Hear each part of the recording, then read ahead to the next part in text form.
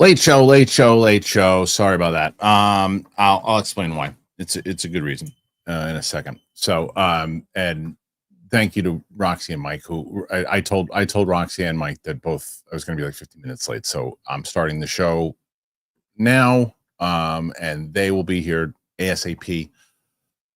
There's a question.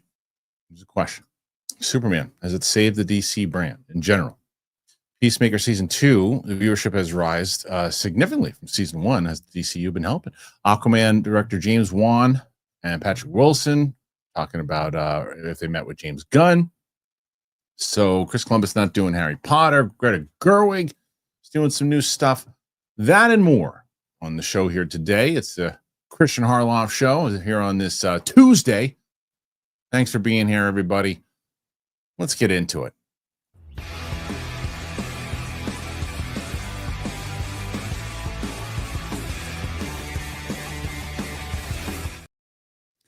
Welcome back, ladies and gentlemen. Blue curtain in the background.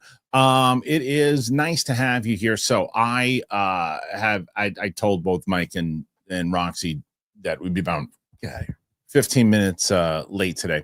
Why? Well, because as I've been saying, we've been kicking up the reactions on the channel, and we've been doing more. And Sam just came in this morning, and we just watched and we just finished and wrapped The Usual Suspects. And she had never seen it before. So if you were wondering or kind of guessing how someone who's watching The Usual Suspects for the first time would react, that's Sam times 10. So we were very excited to get that one in there. It'll be a little bit of a shorter show today once we do get Roxy and Mike in here, because I have a screening of Caught Stealing that I'm going to go check out. And I got to try to jump off to make sure I can put Return of the King up on the channel, because I had that edited. I just didn't have a chance to put that in there as well. So that's what I'm saying. That's what you're saying. So I'm stalling right now. In the meantime, I'm going to bring up this gentleman here, Mike Kalinowski, as we wait for Roxy. How you doing, pal? All right, not bad. Yeah, is that true? I'm here. I'm awake. I'm here. Oh no, who are we getting today?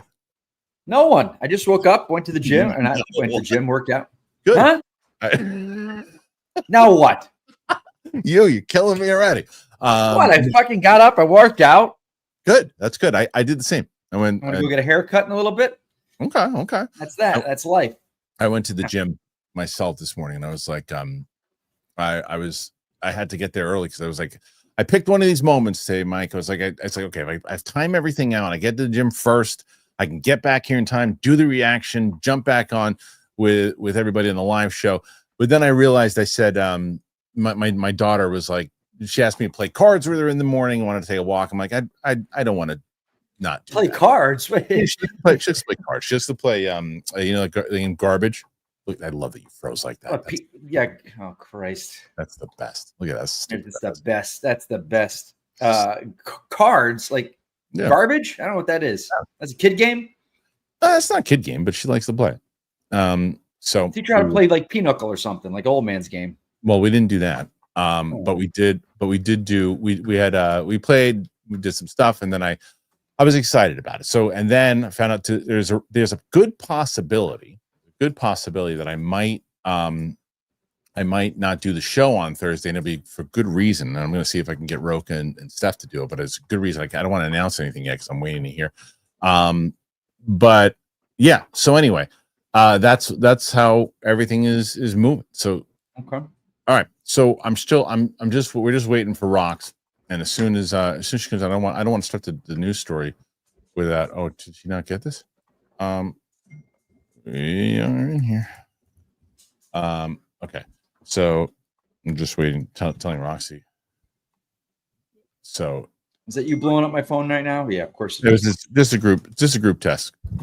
So anyway, I was. What's everything else is going good with you? You went to the gym. You had a good time. Yeah, good. His day hasn't started yet. So I'm not gonna get pissed off yet, but it's early, so we'll see what happens. Good. Well, we'll also tell Roxy when she comes in. So the goal today to beat Roka is 53. It's not too bad. Doable. Not too bad. Doable. And you were right though. where come on now, it's the two girls. That's a stacked deck. The World Girls crushed. So there you go. Okay. What's wrong? Are you going to see any movies this weekend? Well, yes, I'm going to see F1 again today because it's an IMAX. Oh, yeah, I just. Oh man, I got to see it in damn IMAX. You kidding me? I just put my. I'm bringing Shannon to see it because I told her I was like, you got to see this movie. Oh yeah, she has to. Yeah, she got to. Yeah, she's going. Good.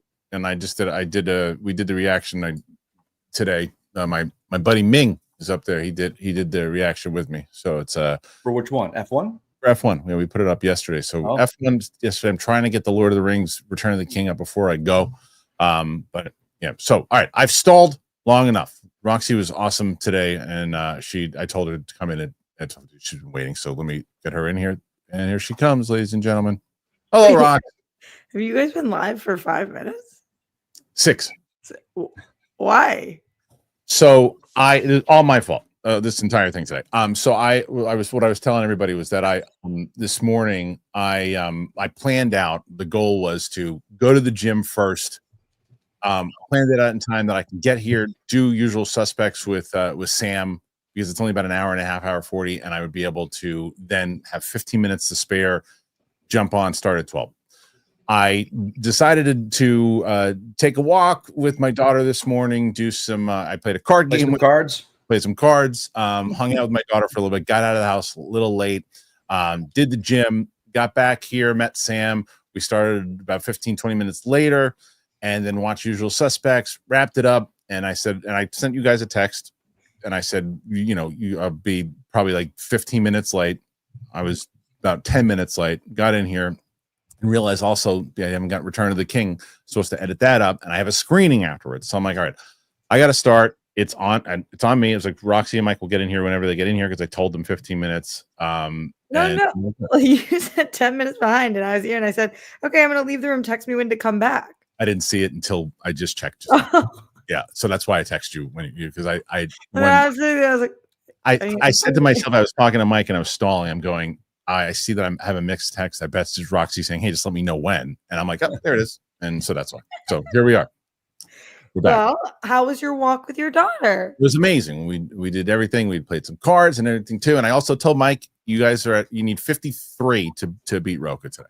I think that beating Roka is very accessible to us. Yes, I agree. But I do feel like we should be given like 15 extra ones. Yeah. I know. Well, you guys are going to have for two reasons. One, for what you just said, because we started 15 minutes late, and we got to end early because I need to get to that screening. So, what screening are you going to do? Caught Stealing. Oh, me too. Me too. You seen it today? I am seeing it today. I'm really excited for this movie. Same. Looking forward to seeing. I gotta get to the city. I haven't gone to a screening in months. Yeah, it's more downtown. The screening I got to get to, so it's going to be and I got to try to get Return of the King up on the channel in that time. So I got a lot I'm juggling, Rox. Juggling. Yeah. Balls in the air. Balls in the air. Better on the air than in the face. All right, let's get to the first topic of the day, and we're talking about DC. Hey, that's not what I wanted to do. Let's get back to this. Where's the 3-person shot? Yada, yada. There it is. All right, getting back to it. And you'll be there? What? I don't know. Media presentation. What the hell is that? I guess that's it. Okay, there you go. Yeah, put me in there. Perfect. I don't know what it'll change in a second. Good. Hold on. Really good. That's you. I got Luke. What are you doing? Can you kill me, Smalls? Where are we going here? There we go. Perfect. All right. Here we go. Has Superman saved the DC brand? Peacemaker season 2 viewership rises significantly from season 1. Most fans seem to agree that Superman has restored faith in the DC brand after a series of disappointments from Warner Brothers, and early viewership figures for Peacemaker suggest it's also benefit. Peacemaker season 1 received glowing reviews when it premiered on HBO Max in 2022. However, the Suicide Squad spin-off seemed like it was targeted more at hardcore DC fans and general audiences. Season 2 followed 3 years later, and in the wake of several bad DC comic adaptations, it wouldn't have been too surprising to learn that interest in Peacemaker had waned. Instead, it's increased by almost 25%, something we have to believe Superman deserves much of the credit for. Man of Steel's reboot was well received and grossed over $600 million at the worldwide box office, helping to restore faith in the DC brand. Throw in the fact that James Gunn has been hyping Peacemaker Season 2 as a Superman follow-up, and it is easy to see why the John Cena-led series has benefited. According to Samba TV, a company that tracks viewership across TV and streaming, is reporting that Season 2 of Peacemaker blasted onto HBO Max with 22% more U.S. households tuning in over its first 4 days than the Season 1 finale in 2022. Impressive result, and one which appears to bode well for DC Studios and the DCU moving forward. Next year will be a big test for Gunn and fellow co-CEO Peter Safran as they look to keep this momentum going with Lanterns, Supergirl, Clayface. Gunn oversaw those but didn't write or direct any of them. Back to Peacemaker and its importance to the wider DCU remains to be seen. If nothing else, it's established that the multiverse still exists. Even so, we wouldn't bank on any DCEU crossovers being in the works. Okay, so when we see this and we are, you know, this is essentially the DC movie news I got with me here with Mike and Roxy. Roxy, we didn't have a chance to speak about Peacemaker last week. I know you brought it up on the show, obviously, with Steph on Thursday, and it was one of your picks, but I hadn't seen it at that time. I have now seen episode 1. And what do you think about this? Do you think that it is because A, Gunn has been promoting a lot, B, the Superman release maybe on digital helped it? What are your thoughts of this story overall? It's exciting to see a second season. Oh, that's not. Hold on a second, Rox. I got it. I don't. Give me a second. As these shots are not set up. Yep. Hold on. No problem. Hold on. Okay, go ahead. It's exciting to see. Let me organically say this again. It's a good question, Kristian. Yeah. It's exciting to see the second season of a show perform better than the first. We've been getting a lot of the opposite of that. And as a TV girl, this is awesome. Also, as a former host of DC Movie News, it's always fun to be on a DC heavy show when I'm with Mikey on the show. So I'm curious to hear his thoughts too. But I think that, yeah, of course, that has to do with it. I think that one of the things that Gunn is doing extremely well, as he's doing many things very well, is really making the DC must-watch TV, and making Peacemaker must-watch TV. Does it overlap with Superman a ton? Not really, but it's very clear, and I think I'm on episode 4 at this point. It's very clear that this is a big part of his universe that he's creating, and he's bringing in characters and tying in the world and explaining what the vibe and the energy and the players and the tools in the sandbox are. So especially with Superman coming out on digital, which I think beforehand I didn't think was the smartest idea, and afterwards it seems as if I was wrong. Right. Yeah.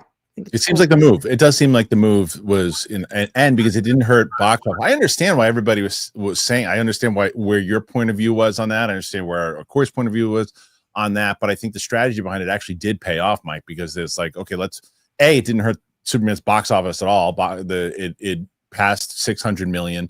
They're happy with that, and it was also the ability, because of the digital release, you got more press, and because of that, James Gunn, when he's doing press for digital for Superman, he's also doing press for Peacemaker, so it scratches back. Plus, now the ratings have been up. So, what do you make of this? As DC fan, DCU, you got to be encouraged, right? And I'm going to hit your single shots possibility. I got to add you, so hold on. Nope, gotcha.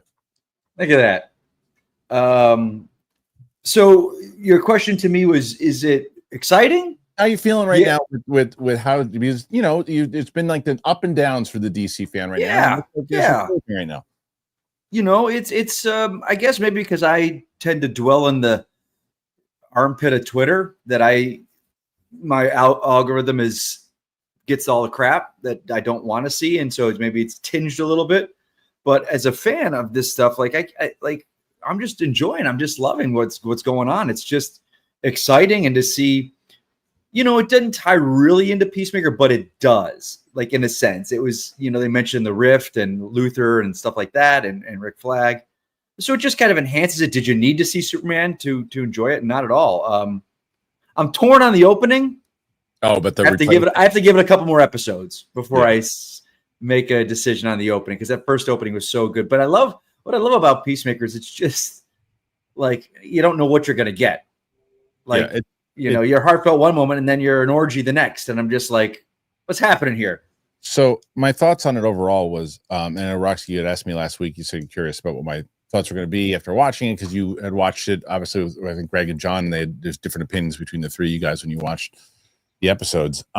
So and what I also am going to press, because it seems like sometimes people can't they can't like really listen to things. So I'm going to say this again: when you criticize things that you like, which think you criticize something, even if you like it, it doesn't mean that you're now a DC hater. It means that there's certain things that you might like, and then there's certain things you're not. Because yesterday I talked about overall, I really liked the episode, but there were things that I'm going to tell you guys what I didn't like. And somebody, well, it looks like Roka's hated the DC is now transferring over to Kristian. And it's like, no, I'm telling you that I loved Peacemaker season 1, and Peacemaker season 1 was to me a great series of television. I loved it. I thought the humor was all just solid. The first episode, to me, there were a lot of jokes that seemed a bit forced. And the story itself was what I really enjoyed about Peacemaker season 2 and episode 1. I like the heart of it. I like where they're going with Harcourt. I love where they're going with Peacemaker. I get where they're going with overall. I didn't love the interrogation scene with Max Lord. That to me was just it didn't fit for me. But there's a lot of stuff I really did like. So, and I'm very interested to see where it goes. Yeah, go ahead, Mike.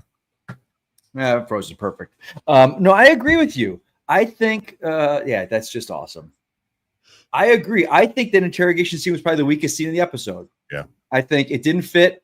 I think the fact that like you got Maxwell Lord who's funded the Justice Gang, you've got the Hall of Justice. Like, why doesn't it take place in the Hall of Justice? Why is it in some random strip mall for the bit with the three? Yeah, and the jokes felt forced. That was to me was the worst part of the episode. I think. I love that scene so much. Yeah. I think that the reason I love that scene so much is that I felt so bad for Peacemaker. I think it makes perfect sense where it was taking place because they don't want to invite these non-superhero, not up to their level people into their house. They are treating them like scum, and they're treating Peacemaker really poorly. And I think that it prepped me for this season of he's not the same Peacemaker that we had last year, and he has grown. And this is somebody who is being mistreated by his quote unquote peers. And it makes you kind of think, like, what does that mean for his emotional growth? Which is why I've been loving season 2. And also why I said last week, I don't know how fans are going to feel about this. Yeah. Because what's really working for me is the stuff that completely 180'd from season 1, even though I loved season 1. And specifically on the intro, because you touched on that, Mike, the first episode, and it's on record. This is what it is to do reactions, is to not be able to claim one thing that you didn't feel. I was like, I don't know that I like this. I'm kind of bummed with this new intro. I miss our old intro. So you mean you're talking about the music side of it? Or Mike, were you talking about the replacing of the Justice Gang? No, I'm talking the music. Oh, I'm with you. I'm with you. All so, you guys. Yeah. So I was like, now that I have watched it, now that I'm either on episode 4 or 5, I'm obsessed with it. Oh, and I am shocked about that because when the boys were like, no, this is fine. And I was like, what I think is really cool about it is there's a lot of Easter eggs in it. Right. And things that I did not pick up on. And then you watch an episode and you're like, oh, that's what that is. That's what that is. And the song, which I didn't like, is totally grown on me. So I don't know at what point it switched for me. Probably around episode 3 where I was like, I don't know what's going on. He froze with a really stupid face. Laughing in my face, my stupid ass face. Yeah. Oh, okay. Anyway, I liked it. Yeah. All right. So I'm encouraged by that because everything that you said you felt initially is how I felt. I hate the song. I hate it. It's like I loved the original song so much. Me too. And it worked with the rhythm of what they were doing. This seems so out of place. But And maybe from watching him, like you said, and because of Easter eggs and other things, that maybe I'll go, oh, and maybe I'll feel the same way that you did. But right now I hate it. Yeah, I feel you. It was not for me at first either. I was like, oh, this is fine, but it's just not the same as the first one. And I do think that now this new one tonally fits the new season, which is completely different tonally than season 1. Yeah. And so that's the stuff I loved about this episode was the heart of it. But like the thing is, sometimes James Gunn does this, and he did in Guardians too, and he does sometimes he did it in Superman. Sometimes he just goes for the bit. When like I told you, the garage thing with Mr. Terrific when he's waiting there, and I was like, that's just a James Gunn bit, and it's funny, but it feels like, okay, it just added it. I'm like, we didn't need that right now. There's other times that, like when John Cena's coming up with all those different names of all those pop stars in all those different names in general in season 1, and I was like in the middle of this whole thing in the back and forth. I mean, this is brilliant. I love the way that and it was a bit, but it just fit for the moment. I felt there was a lot of bits in that interrogation thing. I felt like the orgy was a bit, to be honest with you. The orgy was not my favorite part of it either. I don't think it was it was like, hey, let's show a bunch of dicks and people fucking and everything too. And it's like, we get it that the show can go there. We get it. But that wasn't the stuff that worked for me. The stuff that worked for me was like him seeing his brother, the stuff with Harcourt, the scene with her when he's like, when she's being interviewed about her being toxic masculinity, and she's like, I have a vagina. Like, that's the stuff to me that's funny. Like those types of things, like in the moment and not just going for the bit. And so I really liked the episode. I was just like, all right, let's just hope let's not get over. Let's not say, well, this is where we can go, so we're going to go here just to do it. Does that make sense? Completely. The orgy stuff actually ends up making.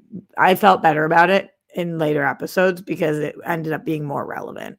When I thought they were just throwing it in. So I do feel like even things that kind of irked me early on have paid off later, which I appreciate. But to your point of the bits, I think there's going to be some stuff about this season you don't like. There are every episode, there's at least like 2 of just 4 minutes, 2 minutes of back and forth. Right. I'm listening to you, but I have to do this, but I'm listening to you. No, that was it. Yeah. The whole thing. Okay. I am looking forward to seeing how that maybe one of those bits just really lands for me. I'm like, it was so funny enough. I don't really care. That's kind of what happens to me sometimes, Kristian. Like, especially there's a lot of van scenes in this, in the first few episodes. And every time we go into a van, I'm like, okay, buckle up, Rox, because this is going to be back and forth bits. And some of them are really funny. And then I'm more tolerant of it. And some of them I'm like, let's get to it. Let's go. But it's never that long. I just think that will probably be something for you the whole time. Okay. Well, look forward to seeing it. Looking forward in general to see how they're working with it. Clearly, they are doing some stuff here and it's working 25% over the finale. So what do you guys make of Peacemaker season 2? Put your thoughts in there. Let us know. Do you think that Superman has helped it along? We want to know. All right. So before we get to our next one, I'm going to tell you guys about our good friends over at both Car Gurus and Rougiette. Here you go. Shopping for a car should be exciting, not exhausting. Man, between misleading prices, hidden fees, it feels like a maze. This is what I love about Car Gurus. They rank the best deals, they verify dealers, and they make sure that you never pay more than you should. Your big deal, it just became a great deal. Car Gurus will connect you with trusted dealerships when you're ready, ensuring a transparent and hassle-free buying process.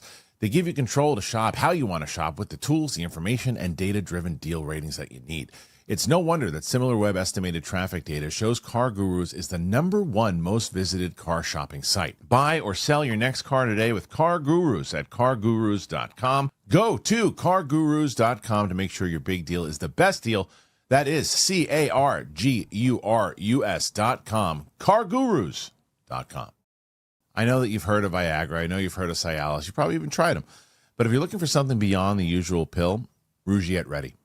If the usual pills are not doing the trick, Rougiette Ready, it could be the answer. It's a 3-in-1 formula, and it dissolves under your tongue. It absorbs fast. You'll be ready in just 15 minutes on average, not hours, and it affects can last up to 36 hours. If you want proof, over 150,000 men have made the switch, and you can read their customer reviews right on the site. Getting started is simple. Rougiette connects you with a board-certified doctor, 100% online, and if you're prescribed, treatment ships quickly to your door. Now connect with the provider at rougiette.com/Christian to see if a Rougiette-ready prescription is right for you. You can use that code Christian to get 15% off today. That is Rougiette, RUGIET.com/Christian. Use that promo code Christian, get 15%. Head to Rougiette.com/Christian. Use that code Christian, get 15% off today. Use the code, support the show, and let Rougiette know that we sent you. Individual results may vary with prescription treatment.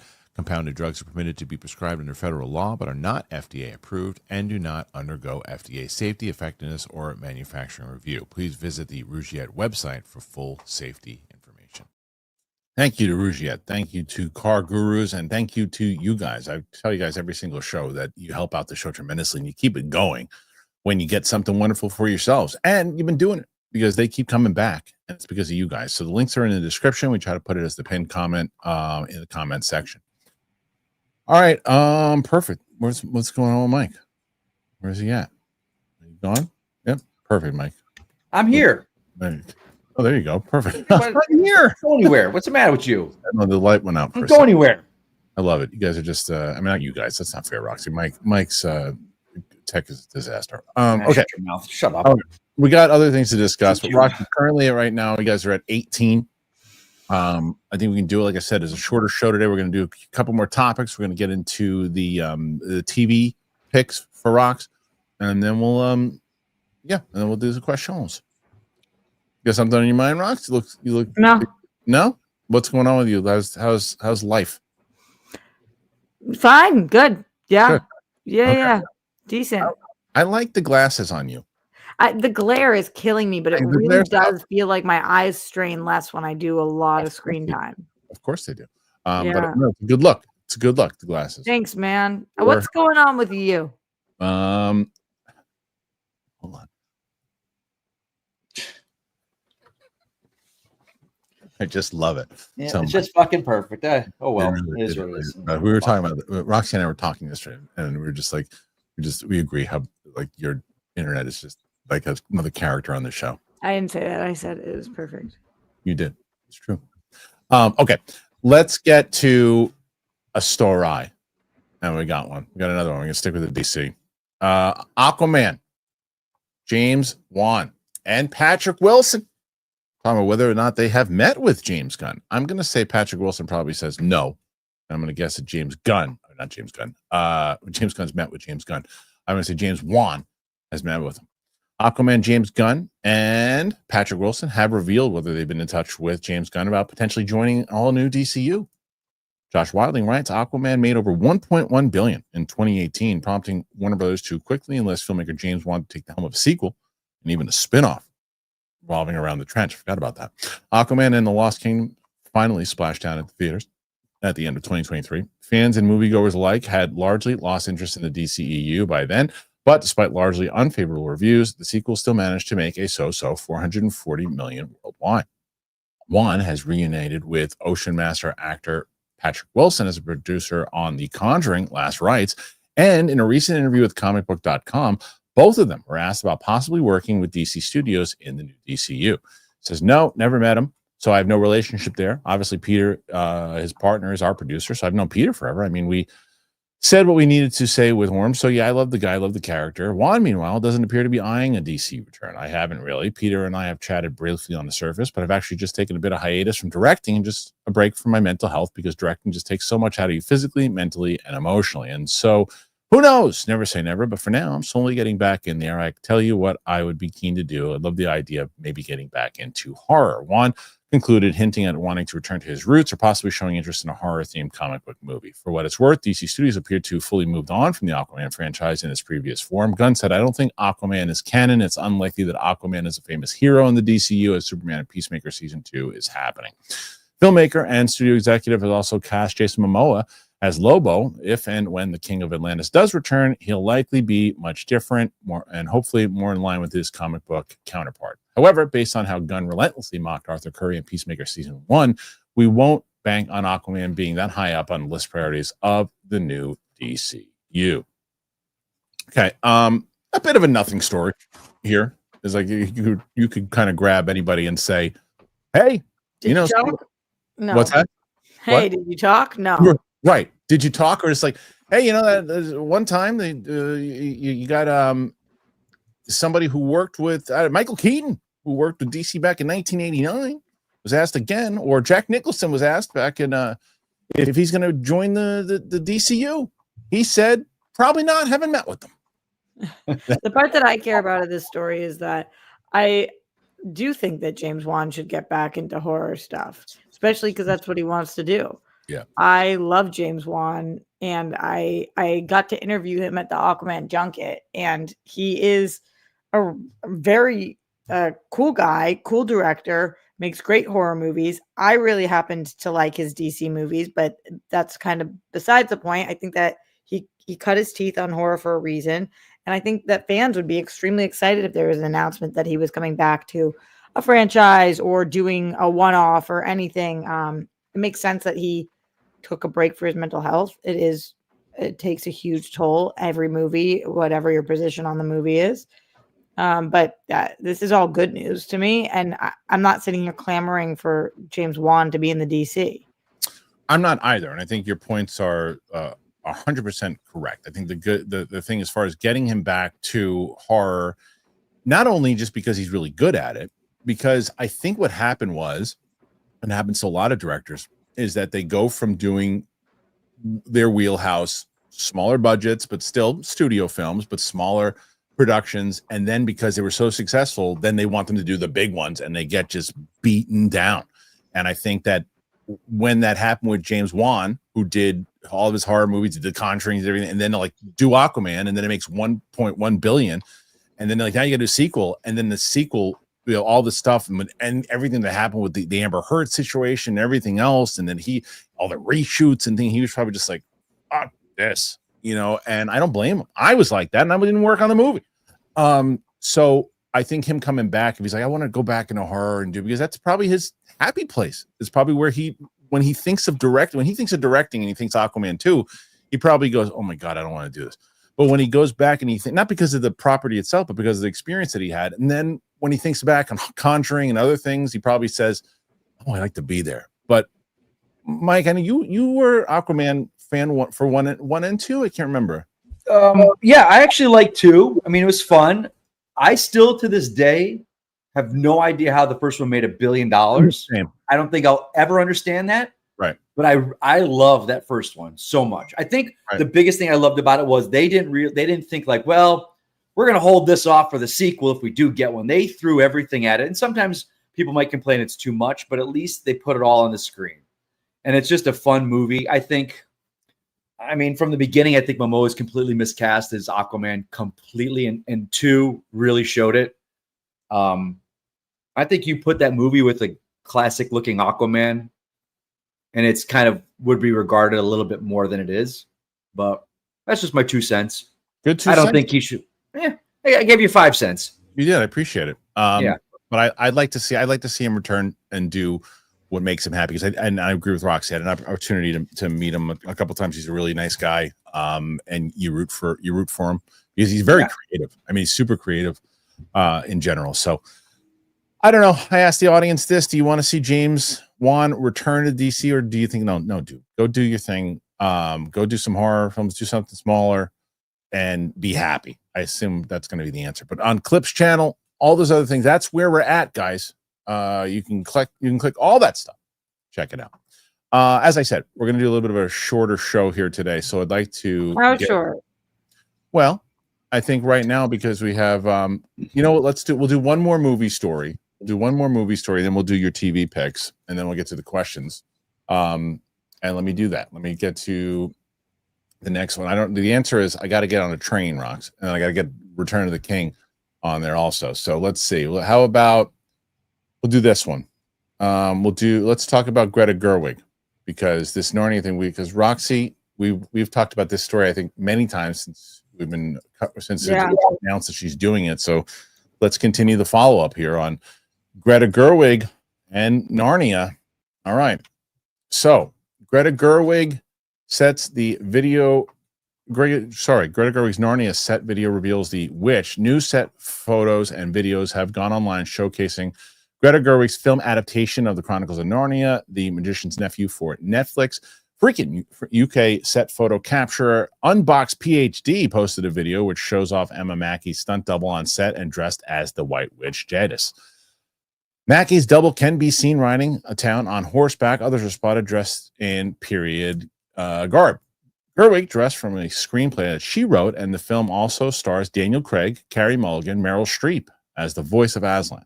The film is expected to be an adaptation of the first book chronologically in the series, though, as previously reported. Film's Earth scenes will be moved up a few decades from the novel.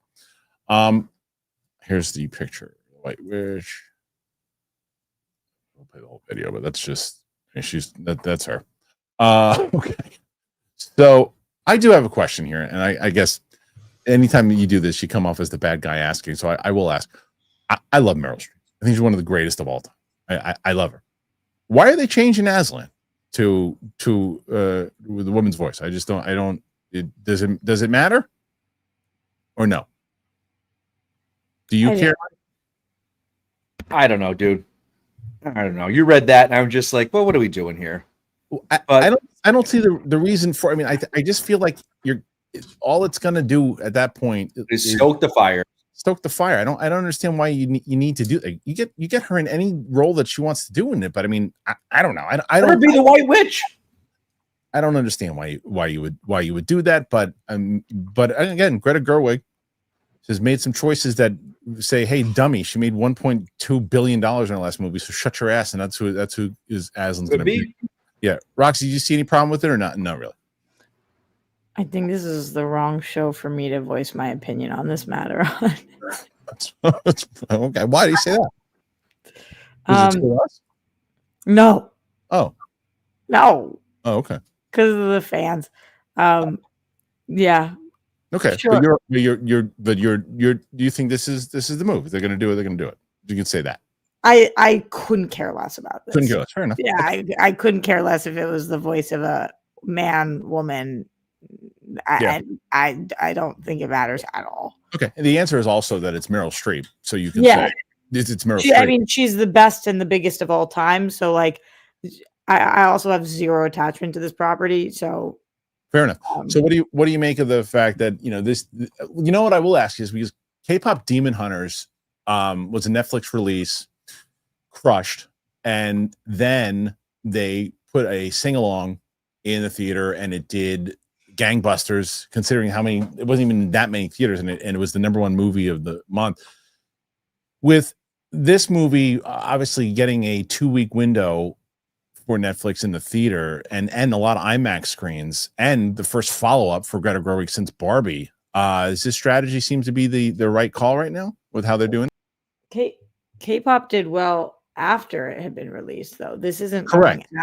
So I feel like that's a big difference with the sing-along. I don't think K-pop Demon Hunters would have done well in theaters if that's how it was released for 2 weeks and then went to Netflix. I agree. So I don't know. We'll see. Like you said, Kristian, you and I have talked about this story a lot of times randomly. Mm-hmm. And I think we're both big Greta fans and excited to see what she does next. I know that I loved the Barbie movie. I think that you didn't like it as much as I did, but like Greta. Would that be accurate? So I think that whatever she did next, I just assumed would be on the big screen. I think she probably assumed that too.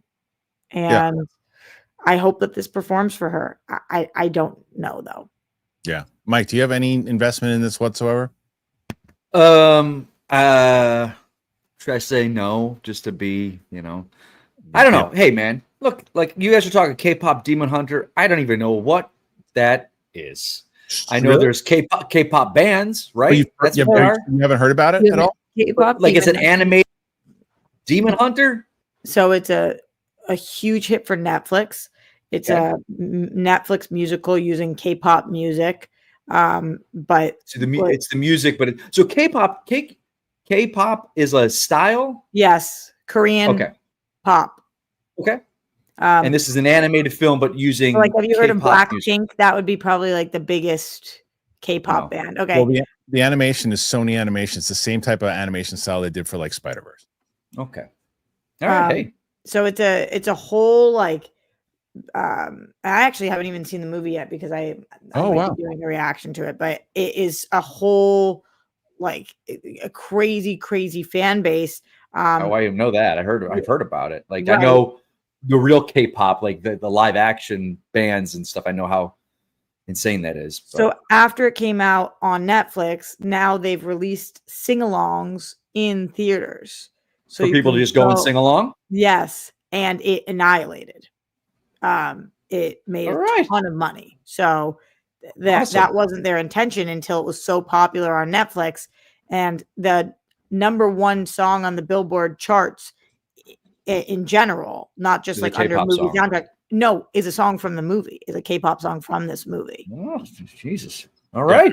I mean, different strokes for different folks, guys. It's crushing, and the fact, like I said, it wasn't even out in a lot of theaters. This thing, and it still was the #1 movie of the weekend. So, whether or not that says anything, I agree with Rox. I think the only difference to Roxy I agree with you that K-pop Demon Hunters would have not done well if it would have done this strategy. What Narnia is doing. I think the difference is what you just said. Yeah. Well, it's Narnia. It's Greta Gerwig's follow-up, right? It's some big. Who was the most known person to American audiences? Who was the most known person in that K-pop Demon Hunters? Ken, help me. Jung. Thank you, Ken Jung. So he was that was their biggest star in that thing. So in this, you got Daniel Craig, you got Meryl Streep.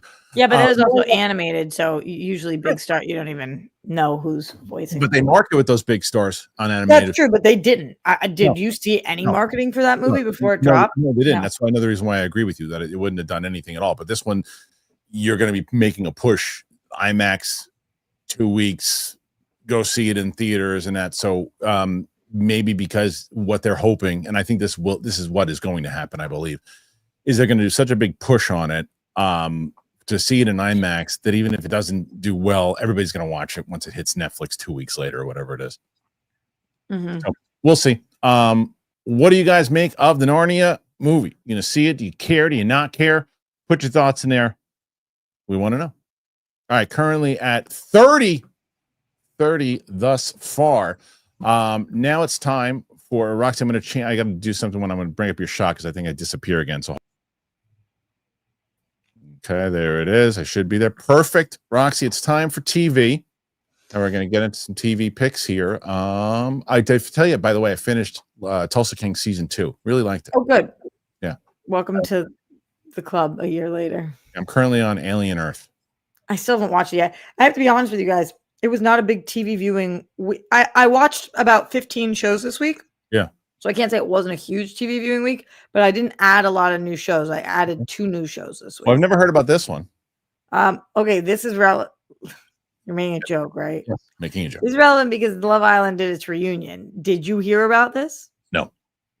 All right. So one of the things that this show does that I appreciate is that Love Island ended a month ago, and they wait to do their reunion because it's a live show. So they're like, what would we be reunioning about?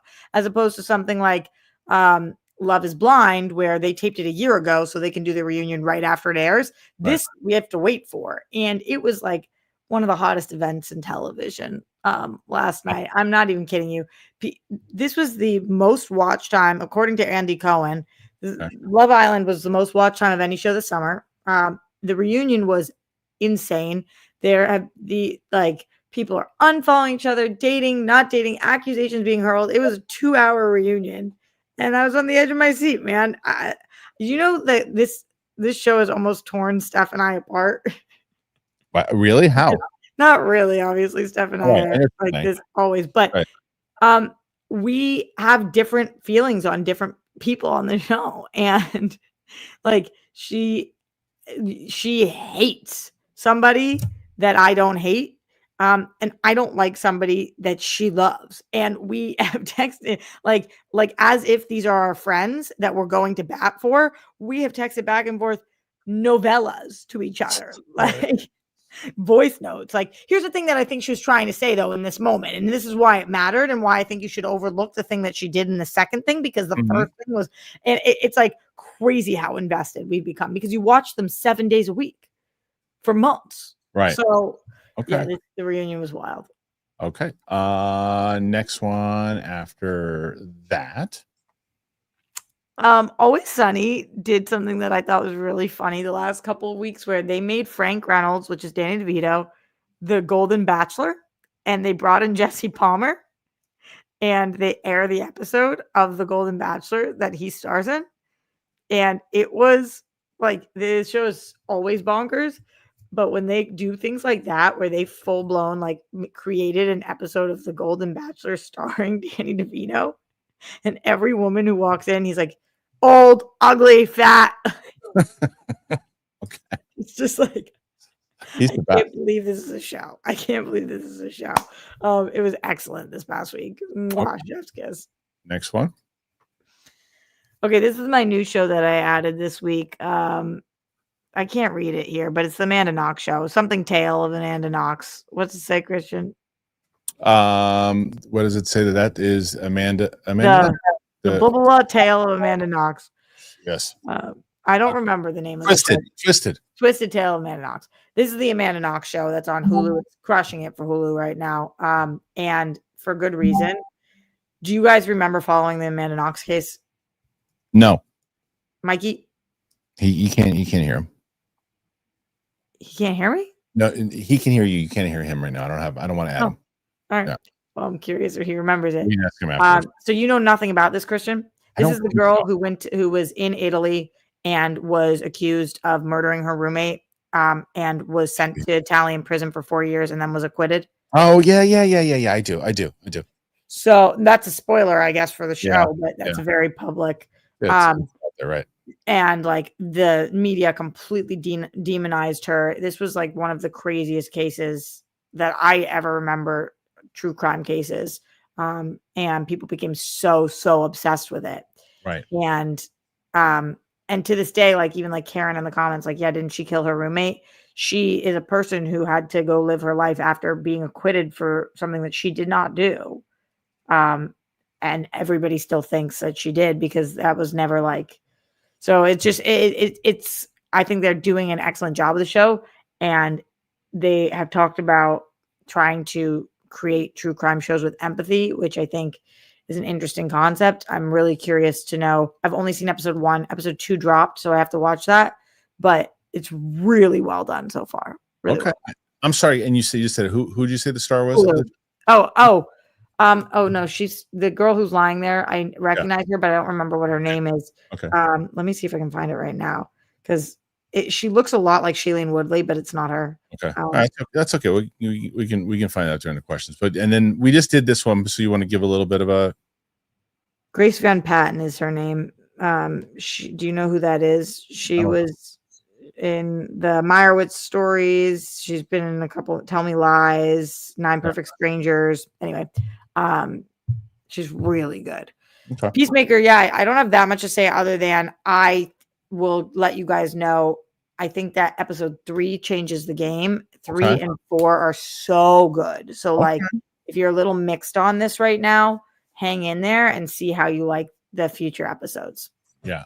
I would clarify. I'm definitely not mixed. I'm liking it. No, I'm not talking to you. I know you're not. I'm just saying, because you can, like I said, you can criticize things and still like it. Yeah. Okay. I'm putting Platonic back on my list because I'm not hearing people talk about it. And I find this show to be hysterical. Seth Rogen has talked a lot about how different this is from shooting the studio, because the studio, he's like, we have almost no improv. Everything's so technical because there's so many one shots that you have to hit your marks, hit your lines. And he's like Platonic, we just really go whatever we want to say, whatever we want to do. And Rose Byrne's a star. Like, she is not spoken about like the comedic genius she is, and their dynamic is great. The show is like bonkers over the top, and it is so good. So good. If you're looking for a comedy, this should be it. Okay. So those are the TV picks for Roxy Striar here today. Make sure you guys check it out. And then Roxy also loves when you guys recommend stuff too. Yes. So do that. That's why I watched Amanda Knox, because they recommended it, and I was like, okay. Great. I didn't know it was even out. A lot of TV, because there's so many shows, I don't hear about them. Now that you're live, Mikey, do you remember the Amanda Knox case? It's familiar. The name's familiar. I don't remember too well. You guys aren't true crime people. No, I'm not. Yeah. No. That's good. It says there's a lot of statistics about how much. Mental health, right? Yeah, yeah. Yeah. It's that's Me, funny. on the other hand. I can't believe how inquisitive you are today. Very inquisitive. Look at that. Perfect. Okay. Well, thank you to Roxy as always for doing that. And now we're going to get into the questions because right now 33. So they got so Roxy and Mike need 20 to take the lead over Roca. So we shall see if that's going to happen. I mentioned today, Ross, before you came in, we did. I'm going through because I had Steph is watching Back to the Future. We have that kind of coming up. We're going to watch it with her tomorrow. Our first one. Oh my God. Yeah, it's not airing tomorrow. We're shooting it tomorrow. Of course. Yeah. And then my buddy Ming just made his debut with F1. So people are curious. So I told you guys I've been going to the gym since February. This is you'll see. I mean, the second you see him on screen, you go, oh, well, that's why he called him to help him. And so he's been doing some stuff. We're going to do South Park the movie. He and I we're doing that one. He's never seen that. I just found that out yesterday. He's also going to do Naked Gun with me. And then I'm trying to think. Winston's going to do Jaws, which is great. Chris Carr is going to do. Never seen it. Chris Carr is going to do Gladiator. She's never seen that. And today, I found out last week that Sam had never seen Usual Suspects, so we just watched that. And all three of us have seen Usual Suspects, yes? Yeah, but I think when we were just talking to Steph, didn't she say she either hadn't or didn't remember? I don't think she had. And if I could get her, I would have loved if they were in studio to have her and Sam do it together. Like, hey, do I think Steph could run a virtual reaction on her own? I do, but not yet because I'm just learning myself. That eventually I want to see. I would love to have Sam and Steph together. So, is you shooting with Steph the first virtual reaction you've done? No. I did a test with Luke but we did this YouTube channel, the Star Wars YouTube channel. We did one and for a test and we put it up. But it's the first virtual movie reaction. So I guess the answer is yes/no. Cool. I hope it goes well. Thank you. Okay. Joshua Gonzalez starts us off and says, "Hey Roxy, enjoying your Friday the 13th reactions." Thank you. I did react to those quite a bit of time ago. So I'm curious if you just found them or if you mean my current Halloween reactions. Maybe doing all the big franchises. It's been really cool to become an absolute horror nerd. I'm loving it. That's what I love about this too. And you asked me, I quoted you today on Usual Suspects. Like and I loved the question last week when you were like, well, what is the goal overall for and you said that's such a you answer. And it's true. Like I really want to show people movies that I love, that they haven't seen, but I also want to discover new things with people. But for the most part, like I said, like Gladiator, I've seen a million times. I can't wait for Chris Carr to watch it. I'm so excited to see her reaction. Like, Sam, I'm sitting there like watching like the end like this. Yeah. Like so that's the kind of stuff that I hope adds a little bit of a different kind of spin to it. It is different than what a lot of people are doing. That's different. Yeah. Tyler B. Never fix Mike's internet connection. How was Batman in Dolby, Mike? Did it have the blue tint like the 4K Blu-ray? And did Roxy watch Alien Earth? We know Roxy didn't watch that yet, so I gotta get on that. It is. You guys are all talking about it. I know. Yeah, it's really good. Especially if you're in like a horror kick now. I watched a little bit. It's funny. I watched a little bit of the third episode, about a half an hour of it, with my oldest yesterday, and she had never seen it. And because at first she's like, "What's this?" Because the other day she kept walking into Tulsa King and she just couldn't be bothered with it. So, but she sat down and watched. She likes horror, so she was watching. She's like, "Okay, I want to go back and I'm going to watch the first two, and then we can watch the rest." But Mike, how was Batman in Dolby? It was great. It didn't have the blue tint either. It was a new remaster or something, but it looked great. I love that. Okay. What Batman did you see in Dolby? 89. Yeah. They re-released it for a little bit. Chris A. Ryan Reynolds is the new Chevy Chase. Thoughts? I mean, in regards to what? Because difficulty on set? I think audience is souring on him. Audience. Yeah. Go ahead, Rox. Go ahead. I mean, to that sense, I feel like Sydney Sweeney is the new Chevy Chase. People are like, it's crazy. People are really, really soured on her. Ryan Reynolds, I have not seen most people soured on. But didn't Sydney Sweeney become a victim of the political side of it? Because isn't there Isn't that what Chevy Chase did too? Not necessarily. Chevy Chase is sour at everybody because of his attitude. It seems like Sydney Sweeney went from a lot of people love her right now on one side, and a lot of people. Yeah, but like are you seeing like the bathwater stuff? Like she was like American Eagle stuff, like all that, all that bathwater. Oh, the bathwater stuff when Mike wants to lather his balls up on it. No, it's when she was like, she like started coming after the fans and was like, you guys all love Jacob Elordi's bathwater, but because I'm a woman or whatever. And then all of these women were like, what are you talking about? None of us bought Jacob Elordi's bathwater. We all thought that would be really weird. Whatever it is, it seems like it doesn't seem to just be political stuff. I don't know. Okay. And I have zero feelings on her. You definitely know more than I do because I didn't know that story at all. So, but the Ryan Reynolds thing, I haven't heard.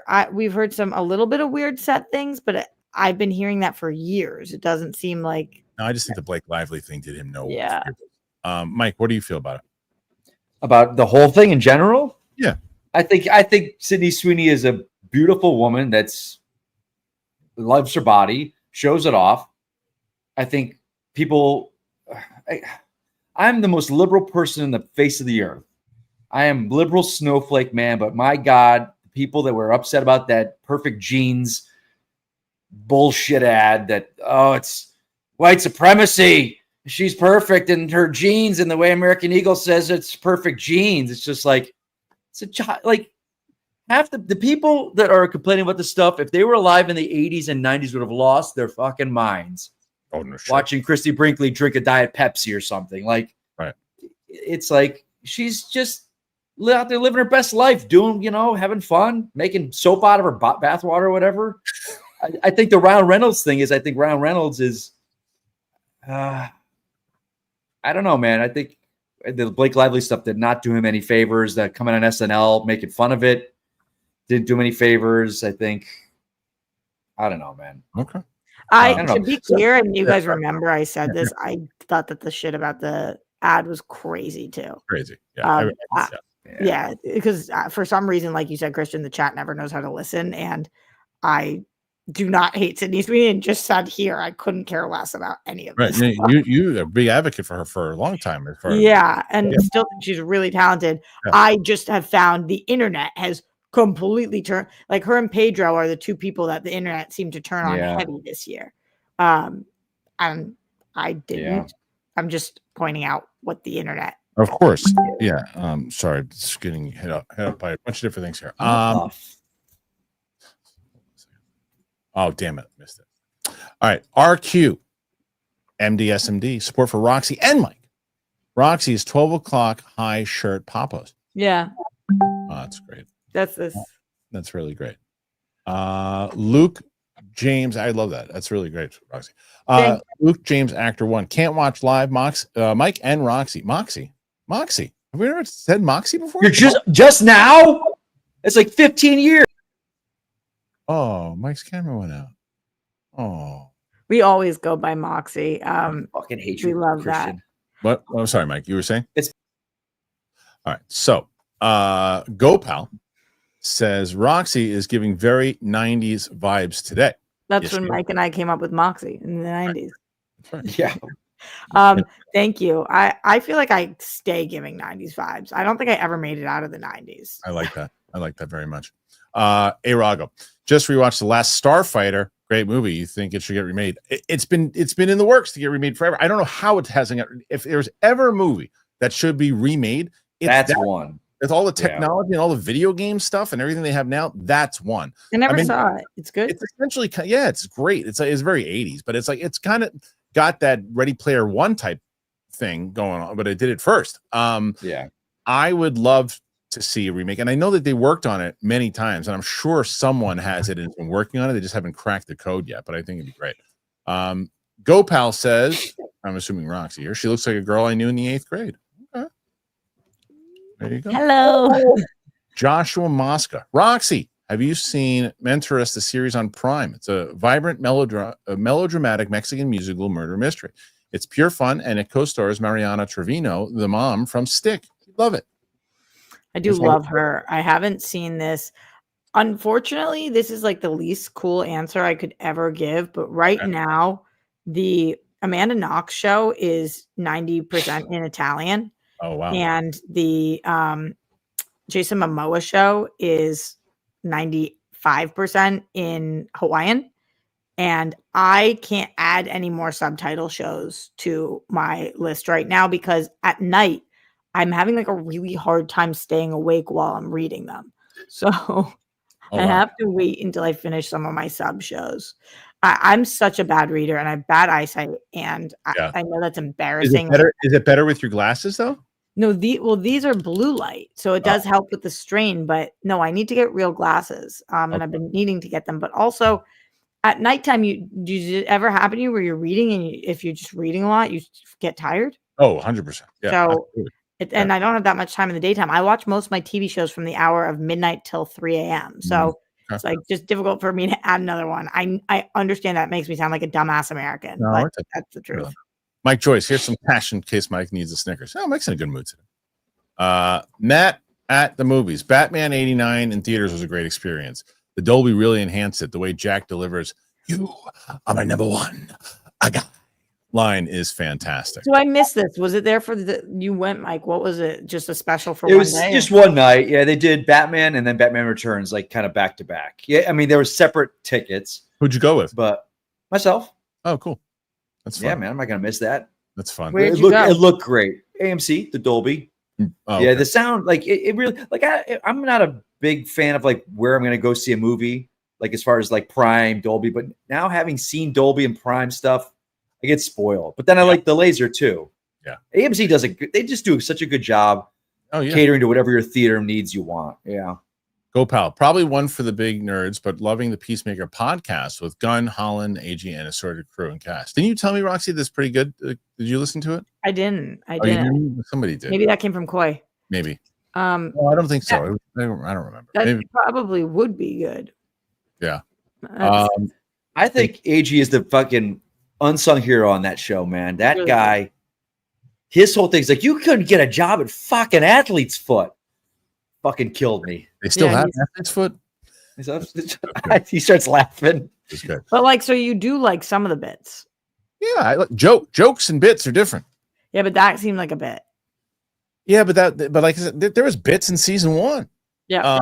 It's not that I mind bits. I mind bits out of that just seem like they're just to be a bit. I'm curious your thoughts on the next few episodes of bits. Mike Joy, bits. Support for Roxy and her glasses. Hell yeah.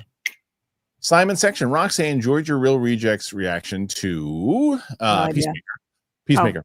Loving the socks. Are they poison ivy related? Caught stealing, I hope is not pretentious. Mother KH. I don't know. I gotta say. I haven't watched the trailer. I haven't either. I don't even know who's in it. I mean, it's Austin Butler. You know that. He's the only person I know who's in it. Okay. Yeah, I don't want to tell you that. I know everyone who's in it because I've seen that trailer 50 million times this summer.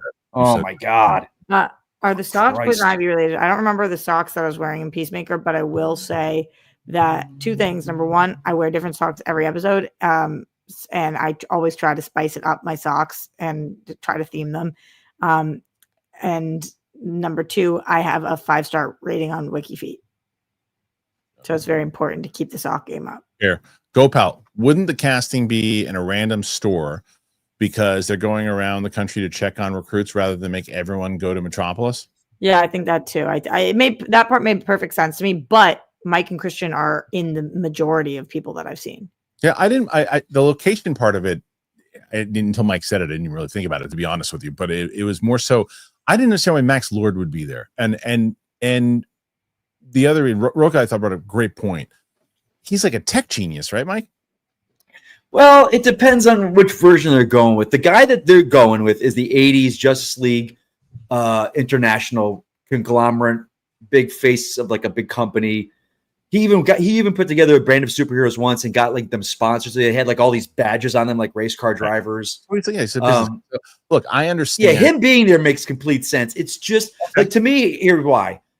The Justice Gang that we see at the end of Superman is different than they are at the beginning of the movie. So here they are, and they regress back to being, we're just fuck ups, and we're gonna this and that. It's like at the end of Superman, they became like, we're gonna step up the game, and we can be inspired by Superman. So now they're back being kind of turds, dicky. And Roka had made the point that Max Lord. This is what I mean. Sometimes when the bit overtakes the character, is that Max Lord would be smart enough to realize that that thing isn't working.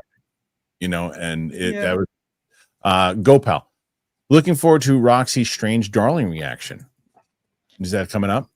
I didn't know that it was announced yet. I watched it so long ago. Oh, okay. So you never know when. That movie is amazing. Did you guys see that?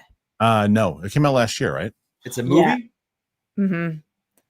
And not only is it a movie, it's an amazing movie. Okay. Oh my god, I thought it was so killer. Was that last year or this year? No, I think it was December of last year, or maybe. Who's in it? The girl from Willa Fitzgerald. Yeah. Yeah, and Giovanni Ribisi. Oh yeah. Yeah. All right. RQ MDS. What's that? I was trying to think of who the guy in it was that I really liked. You let us know. Support for Roxy, Mike, and Mike's dogs. Thank you to Mike's dogs. Support for you guys. Make a nice big bark. Kyle Gallner. Oh my god, he is so good. Oh, from The Flash. No, from Smallville. Okay. Was he in Smallville? Kyle Gallner? Yeah, he would know.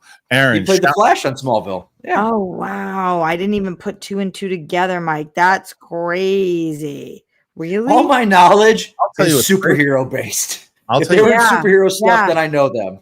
Well, here's some wow. like that, Roxy. How you watch something, you didn't put 2 and 2 together. I've seen Usual Suspects so many times. I did not realize that Giancarlo Esposito has a pretty big role in that movie. Oh, I didn't know that either. Yeah, he's super young in it, and I think the last time I watched that, I can't hear you, Harloff. I don't know whose fault that is. Oh no! What the fuck now? Wait, you can't hear me, Mike? I can't hear you guys. Did you mute me? No, you're just an absolute idiot, bitch. Sometimes you breast stinks. I wouldn't tell you that in person, though. But hey, look. That's your go-to, Kristian. I can't hear you guys. Yeah, no, you can hear us. You just don't want to hear us because your subconscious is telling you that if you hear it, going on here, horrible about yourself. Your hat is something out of a fishing pool. But Mike, think about it. Think about everything that you need to do in your life. I want you to look at yourself and realize that everything is going to be okay. You'll be all right. Look at you. All right. I've tested my headset and my microphone, and it works on my end. So what did you push on your end? I didn't even nothing. What you doing? Look at me. Hey, baby. I'm going to log out and come back in. Oh, no, don't do it. Don't be scared. Oh, getting scared. Anyway, well, we lost him, Rox. We lost him. It was nice while it lasted. I don't know if I ever had him. Fair enough. Oh, I love when that happens to him. I don't know how it happens, but it's like a gift from God when it happens. It only happens every once in a while, but like his mic, I mean, he freezes, his camera freezes all the damn time, but like his mic will just he can't, well, his mic works, but he can't hear us. It's my favorite thing in the world. I love it so much. Oh, he's back. Hold on. Okay, here he is. You got him. I don't know. I heard, I talked, it was all fine. I don't know what the fuck. Can you hear us now? Yeah, great. All right. Yeah, I don't know. That happens to you sometimes. Let me get the now I gotta bring this stuff because Mike messed up the whole thing. Hold on. I see you probably pushed some damn button. I didn't. On. Yes, you did. Fucking donut hole. You're a fucking donut hole. Donut hole? Yeah, that's you are. Fucking donut hole. You idiot. Night 622 NY. Hey, Mike, I saw the specialist. That score still slaps. Dude, man, John Barry and that score. That's supposed to be coming out in 4K soon. And back to the question before that, Streets of Fire, man. Yeah, I just discovered that like a year ago. I read like the synopsis and something. I was like, how do I not know what this movie is? And it's awesome. What happened, man? You know, want to know how I know that I'm on the wrong show right now? Why? Because the biggest news on planet Earth just dropped. And 14 minutes ago, and not one person in the chat has mentioned it. I had to wait for somebody to just text me about it and pop up on my screen that Taylor Swift and Travis Kelce just got engaged. Oh. Now, what do you said anything? You're going to tell me that? That's a fart in the wind. I mean, it's a love story, baby. Just say yes. I thought they were what do you said anything? No. I have a song about it. Who cares? Who cares? Do you know who cares? Oh, everybody? Billions of people. All right, Buster Barnes. We will take 2 to 3 years to know if DC is saved, but it's off to a good start. I'm with Buster Barnes. though people need to keep expectations in check with Supergirl and Clayface. Mike, I feel like you're going to say you agree with Buster Brown. Yeah, I do. We mentioned, you said it a little bit at the top of the show, you were seeing if Superman saved the season. It's going to be a few years. You know, it's kind of like after Iron Man and Hulk came out, summer of 2008. It wasn't like, oh, the MCU is going to be amazing. Like, I think that the good thing with Clayface and Supergirl, from what I understand, the budgets are really small. Yeah. So I think Clayface is what, 40 million, that'll be small. Yeah, that'll be that thing will be gangbusters. If they get marketing behind it, yes. I and agree. Supergirl, seeing the love of her in this picture. Yeah. And I actually just finished reading her Woman of Tomorrow. Like Mike Vogel got it for me at Comic-Con because it was one of my things that I didn't have. Dude, it will make a phenomenal movie if it's done right. Okay. I don't want to know too much about the filming because, like Momoa with Lobo, that he's not in the book.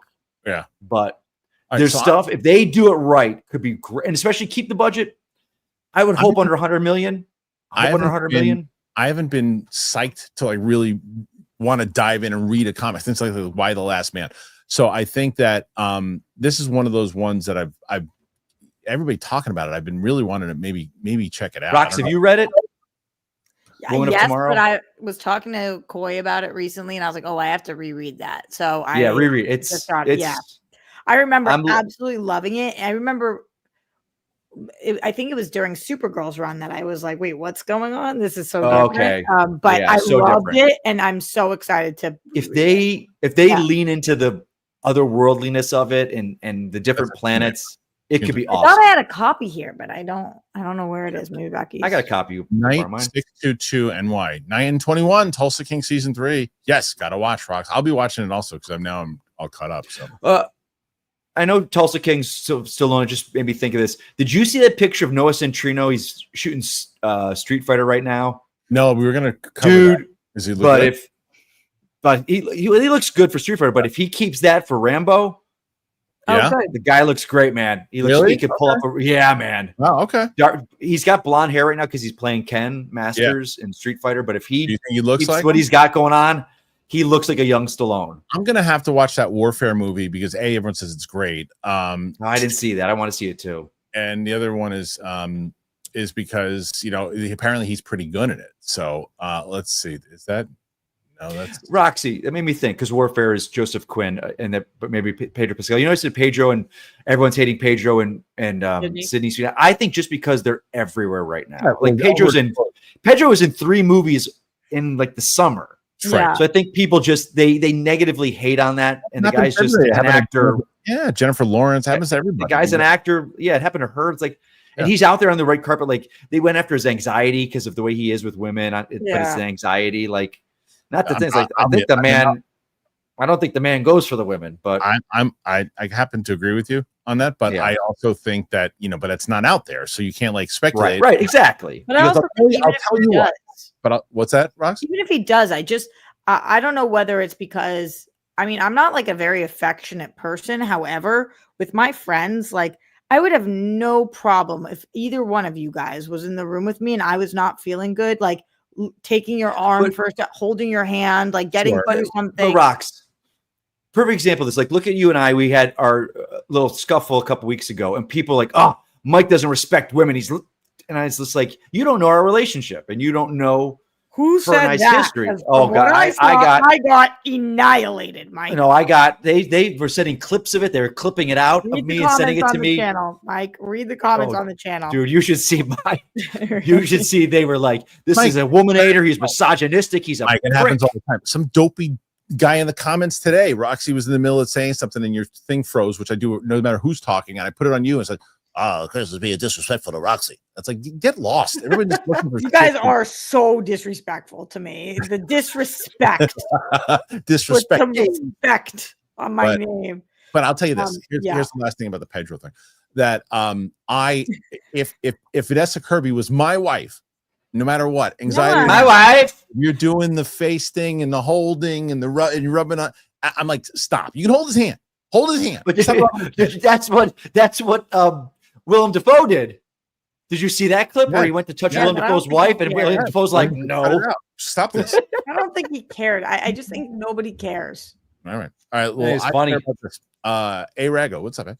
As a regular moviegoer, I love going to the movies, but ticket prices are expensive in Chicago. You're right. It's 15 to 20 for a ticket, and drinks, snacks, which are overpriced. Also, most theaters don't have reclining seats, which sucks for long movies. Yeah, it blows. And it's one of the I think it's probably where you are, bud. Like, if you have an AMC theater, get that late A-list, man. That I know, thing but is a lifesaver. It's true, but what if he's got it? But it's also, what if you're going with, like, especially for You're right. I know. Theater for you, ridiculous. I mean, it's a great. If I, Mike, like you said, going to see Batman and all that stuff too. If I was 100%, you get that for yourself, and you go and you make out like a bandit. But if you got 4 people that you're going with, I know, man. Hey, man, I know theaters. It's ridiculous what happened to them. All righty, go pal. Still weird that Patrick isn't Owen and Luke's brother. Fair enough. Just Joyous Romer. Support for wow. Oh, wow. Here we go. Just stop. Not again. Not again. Support for Roxy. May the force be with you guys. Thank you, Joyous. Always. Thank you. Arago's following it up. Also, the younger audiences always talk over the movie. The worst. So I much rather wait a couple months for the home streaming version on my 85-inch TV. I don't think I'd ever go to the movies if I didn't go to press screenings. I'm being honest. I'll tell you this. The great thing about the movie last night, the screening, the Batman one, it was all, I wouldn't say it's an older crowd, but it was people that were like, love that movie. So it was silent. Sure. Silent the whole movie except for the laughing and applause. It was awesome. I've never seen somebody whose picture matched their handle as well as Arago. It's just like giving Arago. That's your nickname. Like if you people want Arags. Yeah. That's you. Luke, support for Roxy coming in. Hot. 43, 10 from beating Roka. 10 for tying Roka. Excuse me. 10. Oh man, we're still low. 11.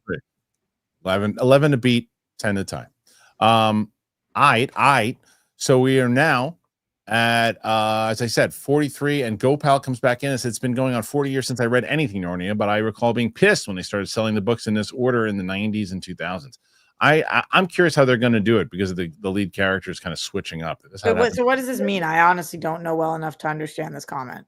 Well, I don't know about as far as how about how they started selling the books in the order of how that goes back and forth. I just know the thing that bothered me about the books and the movies is that you are asked to really get behind Peter and his sister in the first one, and then they don't even go back in the second one. It's about the Edwin, whatever, the second movie, and then the third one, none of the main kids are in it, and they jump in time.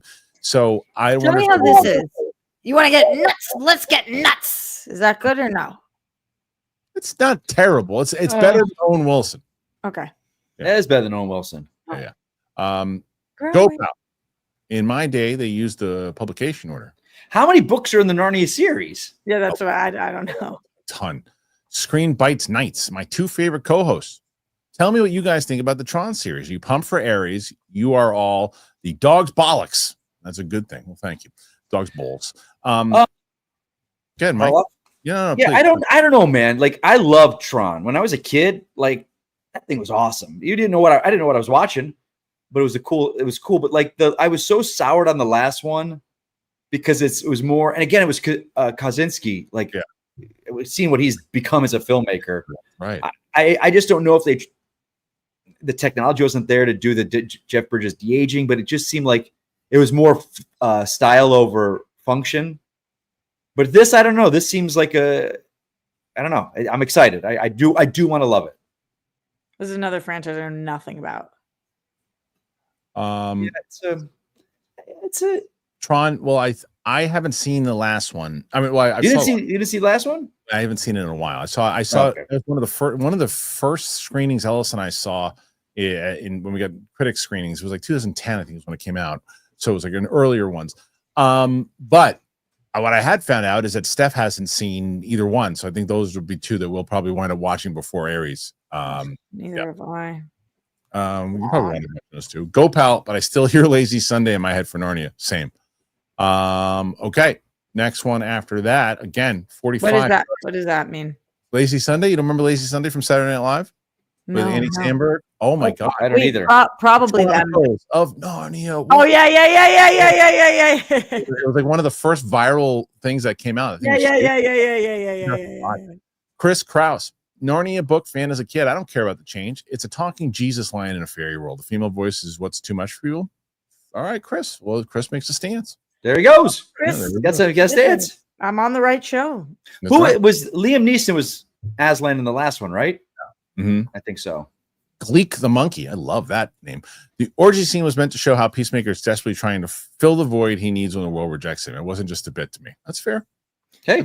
I think you could have done it differently but I think you could have done the orgy. It was just like, hey, look at this guy's tiny dick, and look at this one. These people's asses in your face. Like, why were there so many people fucking? I want to know, like, an just orgy. the casting breakdown that went out for that, and who's doing it. Like, right. I think that very likely. My God. Very likely, Mike, because I just experienced this recently, is they very likely went out to sex workers, to people who work. Like, I think that the casting breakdown probably was for people who professionally do you this. buried the lead, Roxy. How did you just get involved in this? I actually don't think I can really. Did you go to a sex party? Did you go to a sex party? No. I was in a movie recently where I was curious about how we had a bunch of people on set that I was like, how did these people, how did they get here? And what did they, and specifically they go out to that makes sense. People in the community. Yeah. Okay. I just thought it was, people The central casting and wanted there to be in a DC show.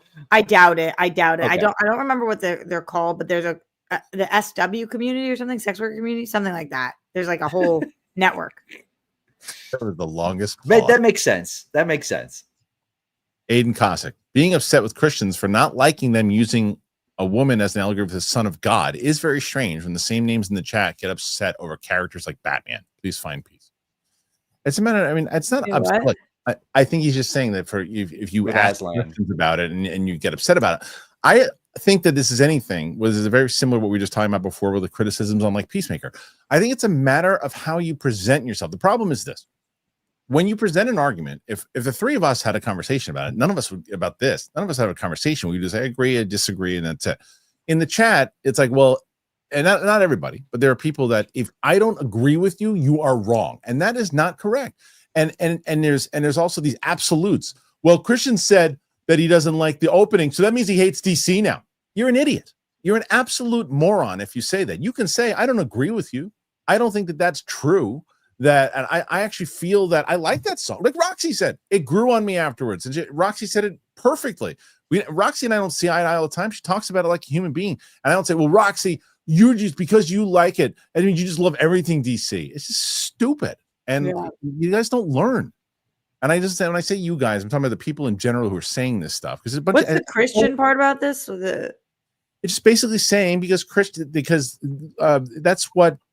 that's essentially what Chronicles of Narnia is. It's based off of Jesus and everything too. It's a very Christian story, the Chronicles. And so it's personal to Christians. And so if they have like, well, it's not. If you're changing it up, you're changing what the essence is. They're allowed to have that opinion. They're also allowed to have the conversation about it. But people just are so sometimes in the absolutes. It's like I threw some idiot out before and in the chat because he's just like, well, there is Christian talk about this. It's like have a conversation like a human. It is possible. I promise you. Just because you're on your internet, you can have a conversation like a human. Aiden, Narnia is a series written by a Christian man and a Christian fantasy target audience. I don't like my take fine, but it does make me stupid. No, exactly. I agree with you. You can have the conversations where people don't like it. I think that it is fine to say if someone's like, well, it's Meryl Streep, they're trying a new take on it, they're doing something different, they're going back and forth. You guys can have a debate about it, but it does not make you stupid. Joyous Romer. I didn't even know Narnia had anything to do with Christian. Yeah, Aslan is essentially Jesus. Joyous Romer. Hey, Roxy, what do you think about the Star Wars Skeleton Crew? I enjoyed it. Did you watch it? Yeah, I liked it. Did you? Remember, I talked about it every week on the show. You did. So, yes. Yeah, I liked it. Still haven't seen it. Tried to watch it. I tried to get back. I said, you know what? I'm going to try to actually watch it, but I'm only going to watch it with my little one. Yeah. She watched 10 minutes and bailed, and I was like, "Oh, that's a good way to watch it if she had wanted to." She was like, "I'm bored." I was like, "All right, fine." Mike Joyce, in Eden, Sydney Sweeney's character gives birth alone in a hut while being accosted by wild dogs. What's the strangest scene you've seen recently? That's the strangest one I've heard. What's the one in Immaculate with her where I don't want to spoil the end of the movie, but the last scene of the movie is wild. Oh. I don't know. Do you want me to spoil it? Yeah, spoil it. Sure, why not? She takes a rock and smashes her alien baby to death. Ugh. Some weird shit going on. Joshua Gonzalez found them as I was binging the series myself. Which was that? Missed it. What did he find? I don't know, something good. Something good. It's probably from a previous super chat. I'm sorry. We got off on I got off on a tangent, Joshua. I apologize. All right. Next, after you guys are at 52, one away from tying Roka. Sorry, it wasn't an alien. It was a demon baby. It just looked like a little alien. Michael Diagua. I recommend you guys watch Snowtown, based on the Snowtown murders in Adelaide, Australia, during the late 90s. Brutal film, tough to watch at times. It's hard for me to watch brutal films. Snowtown. Never heard of it. Yeah, no, I don't know it. Okay, thank you, Michael. I have to check that out. All right. Ed at the movies. Hey, Kristian, I watched The Last Dragon over the weekend. I'm forever now in search of the glow. As a reaction to it on the docket for you and a crew member. I love you. Yeah. I brought that up because of that. Steph and I will be watching Last Dragon. She had never heard of it. So we're gonna be checking out. Mike, you love The Last Dragon, right? I never saw it. But you know it. Yeah. The 80s kung fu with what's the main bad guy's name? Roxy, remember it? Oh, Bruce Leroy. Bruce Leroy is the main guy. Oh. Come on. You loved it. You loved the name. Shit. I loved it. Close. You loved it. You thought it was show enough, but I saw it in the chat. Show enough. Yeah. Show enough. I did love that. Yeah. Calvin Patel. The answer is yes. We'll be doing a reaction to it. Calvin Patel. Huge news for Mike. Travis Kelce and Taylor Swift announced they're engaged. There you go. What? There you go. Are you fucking kidding me? No way. Does it freeze Get on the fuck out of here? What? Oh, Jesus. They're going to be married? Does your camera freeze on motion? Is that what happens? I don't fucking know, dude. I don't know. How could you, Kristian, the way you just stepped on that was so upsetting. I know. I'm sorry. I did. I really wanted he doesn't like bits, Roxy, so he ruined my bit. That's true about Kristian. Doesn't like fucking bits. Hate bits on my own show. Says the asshole who throws up big balls during shows. Bits. Guy doesn't like bits. I didn't say I like bits. Oh my god. All right. I don't. I guess my kids aren't going to watch this. I'm surprising the kids. I think on Thursday, I'm going to take them to a water park. Fun, but also disgusting. You don't like water parks? No, they're like literal germ pools. That's why I say they got a lazy river. You got the lazy river over there. Yeah, we got one. Carlos, sit your ass in an inner tube. Mike is Max Lord's tech guy. Here's the thing about that conversation from earlier. We don't know which version they're going with. And like, do you guys feel, I understand he's a controversial figure and I don't mean it like this, but like, do you guys feel like there's no world in which Elon Musk would like hit mute on something? No. You feel like there's no world in which he would accidentally mess it up? I mean, for like a moment? Yeah. Yes, it was happening all day. Yeah. But nobody said anything. Right. But it's like. So I don't know. I don't think it's beyond the realm of possibility that somebody who is a tech, known for their tech industry. Anyway. Fair enough. All right. Let's see. Simon section. Watching Willem Dafoe in Streets of Fire makes me wish he was cast as a Joker in a Batman. He should have been at some point, or Riddler. Yeah. Dude, Streets of Fire is awesome. Such a good movie. I haven't seen it, but I buy it. It's a rock and roll opera comic book movie, but it's just really cool. RQMDSMD support for Roxy and Mike. ZB support for my favorite useless. What is that? Cunt. Oh, what's that from? That's me. Oh, somebody has been writing on all of my videos. Roxy is a useless cunt, so I screenshotted it. Wait, what? That's a bit harsh. A bit harsh. Like, Jesus Christ! Every day. No, that's like nothing for Roxy. I know that one. Hold on. Do really people like now, Rox? Do you have it deal with it so much where it just gets off your back? You're just like, fuck off. That one's funny to me because I'm not there to that point where people say shit like that to me. Where I'm still like, motherfucker. All right, fucker. Imagine being the person who's sitting there and is like, I'm gonna call this girl useless. I don't understand that. Yeah. I don't understand that. Like, you could be doing this for 40 years and you still would get mad about it. Come on. But damn it. All right, go pal. Lion, Witch, and the Wardrobe was the first book published. Magician's Nephew was the first in the chronology of Narnia, and they bounced around Narnia in time. Okay. There are 7 books total, says Gopal. Thank you. Okay. Yeah. That's not bad. Okay, 56. So far, you guys are in the lead at the moment. You want to know, speaking of things like, you know how Roxy, you said you couldn't care less about this Narnia thing? Yeah. You know what I'm thinking about, what I couldn't care less about right now that's going to be coming out, that's going to be big, is the Potter series. Oh, yeah, we missed. I couldn't care less about that. Sorry, I didn't mean I don't care. I'm excited for Narnia. I couldn't care less about the Meryl Streep part. About the controversy. Yeah, I see. I think you're not alone about the Harry Potter series, Mike. I'm actually starting to wonder if this show's going to completely bomb. I know, like, no way. You don't think so? No chance. Why? It's going now. Why? Because it's Harry Potter. So first of all, it is I will bet you all that now. No, I'm not. I'm not against you. I'm just. I know you're not. I know you're not. I might be against you. It's going to crush in opening. Now the question is, if it's not very good and not accepted in a Lord of the Rings type thing. Remember, the first Lord of the Rings Amazon episode did very, very well. Now Harry Potter, if it does very, very well in the first, and it's people like it, it's going to crush. That opening up, that first episode is going to do gangbusters. The first one will, of course. First one, I agree. Yeah. I'm saying to sustain 10 years, which this thing is essentially going to be.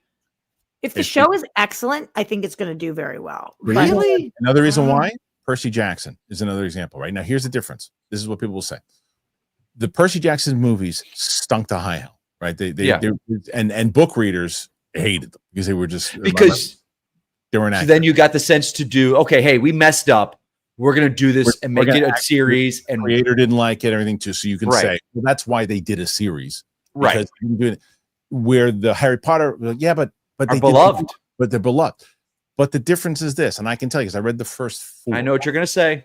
There's so much detail that are missing from the books that you can easily stretch out into long seasons.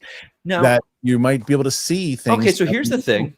Yeah. Based on that, because I was not about Potter. Like my generation, I was too old for it.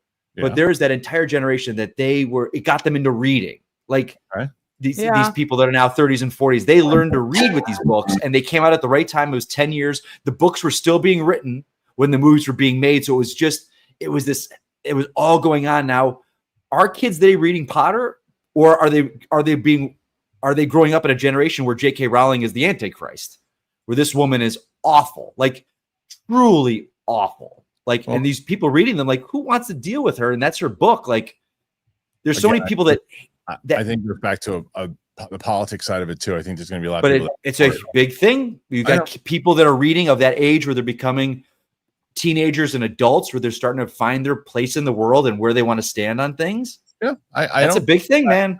I think it's going to have an effect, but I also think I also think it's Harry Potter. It's going to anyway. It's going to do. We'll see.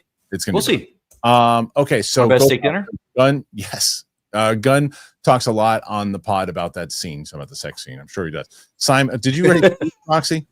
Is that why you did this before? Did I what? Simon says, "Can we hear Roxy do the Keaton nuts scene as Yoda?" Oh, okay. Nuts. You want to get? Do you want to do? Do you want to try to do that scene as Yoda? Dear Internet, do you want to get nuts? Come on, let's get nuts. No, you got to read it the way that he wrote it there. You got to read it like Yoda. I just did. No, nuts you want to get? Yes. Nuts, come on. Let's get. Yeah. Wait, do it again, Mike.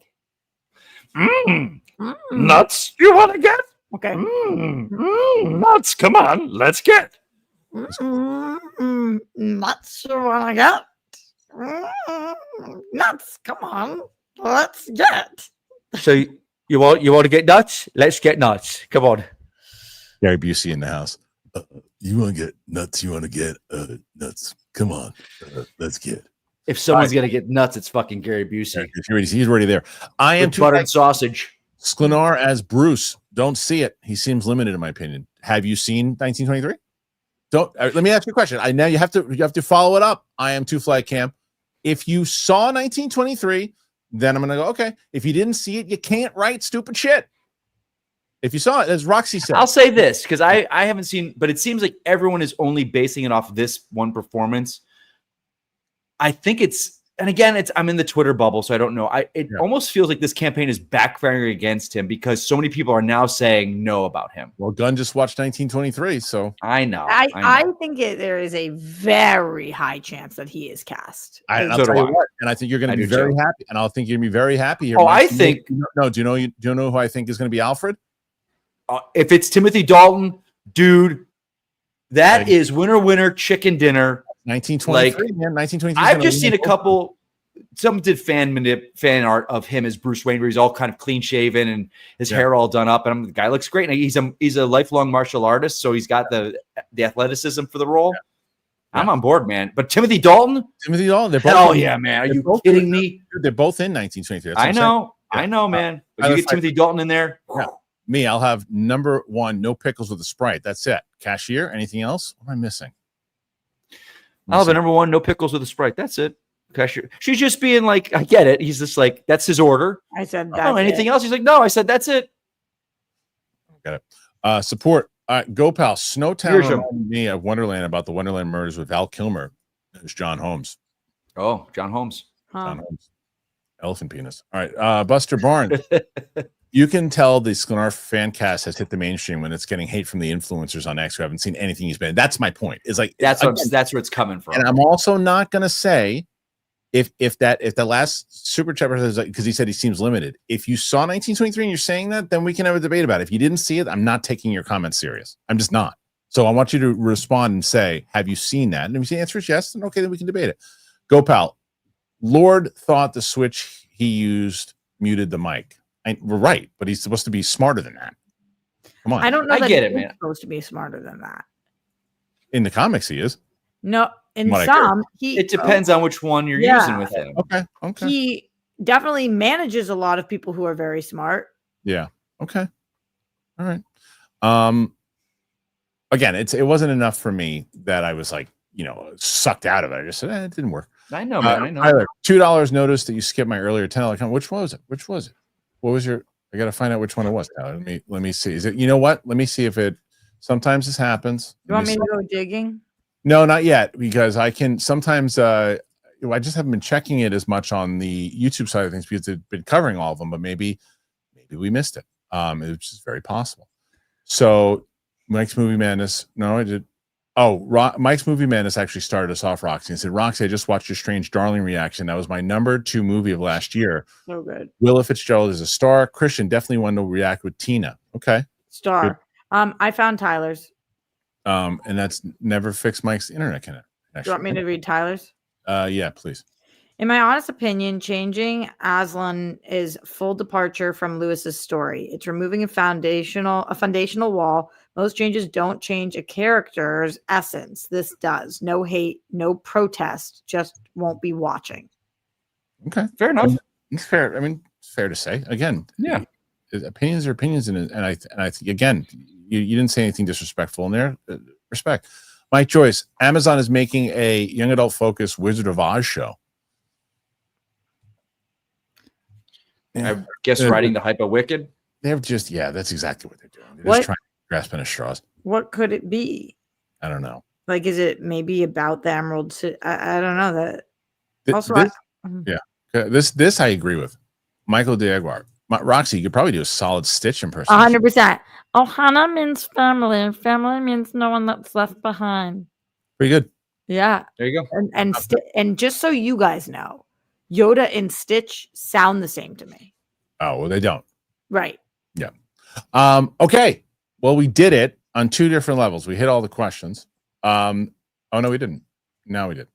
Paul Hitchcock finished Reamer Williams, the Backdoor Adventure Begins. Somewhat surprised that, like Remo Williams, is the third act featured a climax on a statue. That's pretty good. I didn't understand one word of that. So Remo Williams is an old school 1980s movie that Mike brought up last week, and excellently, I don't like to give Mike credit, but excellently cast John Bernthal as Remo Williams in a reboot. It was one of my favorite casting fan casts. And then somebody said instead of Remo Williams, got to do Reamer Williams, which is a porn. Joyous Romer. Hey, Roxy, what's your favorite show of the year thus far? I'm having a hard time picking because like Severance is my fave show that's on right now. But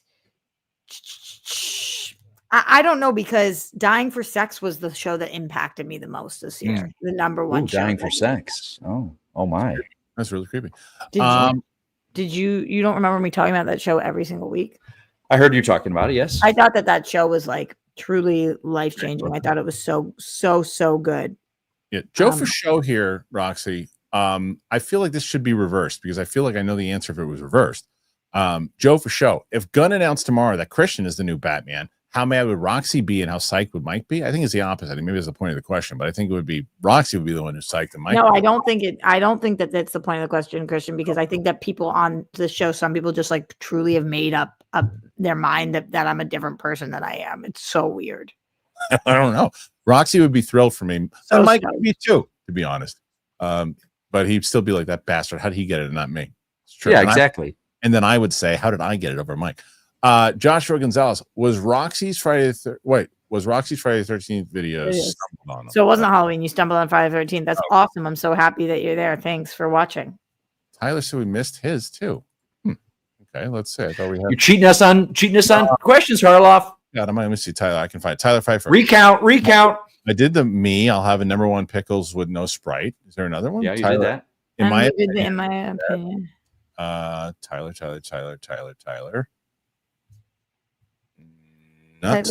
Tyler, do your daily Tyler. Let's see.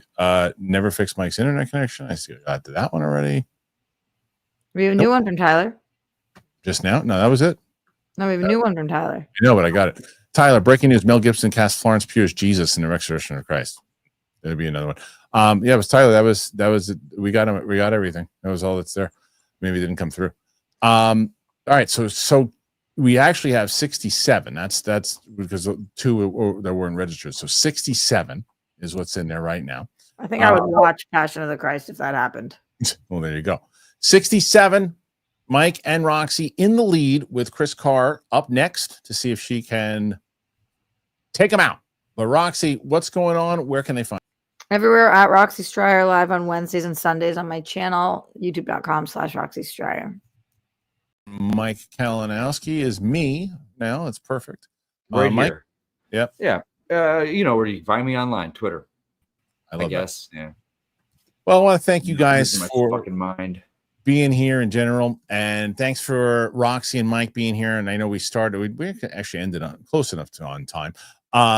But I have so much going on this week. Like I said, we're going to do a Caught Stealing Out of the Theater reaction. That'll be out tonight. I'm going to try to get the Return of the King up. If I don't get it up there before I leave, I'll have to get it up to either today or tomorrow morning. That'll be up there Thursday. I've got I might have Back to the Future with Steph. I'm not sure, but Friday, definitely Usual Suspects. So much shooting, so much. I'm shooting South Park with Ming soon. Check that out. Good possibility that I'm not here on Thursday. I'm not sure. And Tyler Fred said, "Oh, I'm behind. Sorry, no problem." So that's now 68 because of them. Anyway, you guys work. You're the best. So I don't know what that means. You guys work, but you know what I'm saying. Peace out. You guys rule. And we'll see you on the flip side. Bye.